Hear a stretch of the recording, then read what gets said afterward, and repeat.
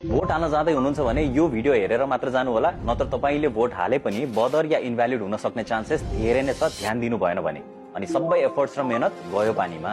यो निर्वाचनमा तपाईले दुईटा मतपत्रमा भोट हाल्नुपर्ने हुन्छ। एउटा प्रत्यक्ष या व्यक्तिलाई जुन चाहिँ सेतो पानामा रातोमा अक्षर या चिन्ह भएको हुन्छ, र अर्को समानुपातिक या पार्टीलाई जुन चाहिँ सेतो पानामा कालो अक्षर या चिन्ह भएको हुन्छ। सो दुईटा पानामा तपाईले अलग अलग भोट हालेर दुईटा अलग मतपेटिका या ब्यालेटमा खसाल्नु पर्ने हुन्छ है। अब ध्यान चाहिँ के कुरामा दिनुपर्छ त भन्दाखेरि तपाईले भोट गर्दा जुन भनेको स्वस्तिक चिन्ह छाप हाल्दाखेरि एउटा निर्वाचन चिन्हको साइडमा मात्र राख्नुपर्ने हुन्छ, टक्क मिलाएर बक्स भित्र। यताउता छुने या बाहिर निस्किने गरेर होइन। दुईटा निर्वाचन चिन्ह रहेको कोठाको बीचमा पर्ने गरी राख्नु भयो भने या एक भन्दा बढी निर्वाचन चिन्हमा चाहिँ छाप लगाउनु भयो भने तपाईको भोट बदर या इनभ्यालिड हुन्छ नि।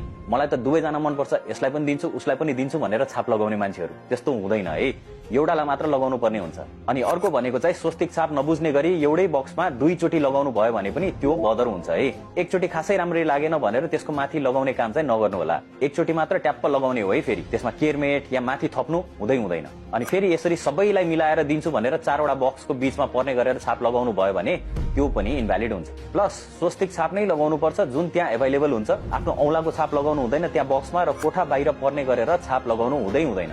सबै बदर या इनभ्यालिड हुन्छ। च्यातिएको या मतपत्रको तल मतदान अधिकृतको सिग्नेचर छैन भने त्यो पेपर चाहिँ काउन्ट हुँदैन। यो कुरा पनि ध्यान दिनु होला। Check before you vote. र फोल्ड या पट्याउँदाखेरि पनि ध्यान दिनुपर्ने हुन्छ तपाईले लगाएको छाप चाहिँ अर्को बक्समा अलिकति फोल्ड गर्दाखेरि नलत्पतियोस् भनेर। सो पट्याउँदाखेरि पनि यसरी अर्कोमा छाप नलाग्ने गरिकन पट्याएर खसाल्नुपर्छ, टक्क मिलाएर है। यति ध्यान दिनुभयो भने तपाईको भोट काउन्ट हुन्छ। अनि अर्को इम्पोर्टेन्ट कुरा, तपाईले कसलाई भोट दिनुभयो भन्ने कुरा चाहिँ कसैलाई पनि थाहा हुँदैन तपाई बाहेक।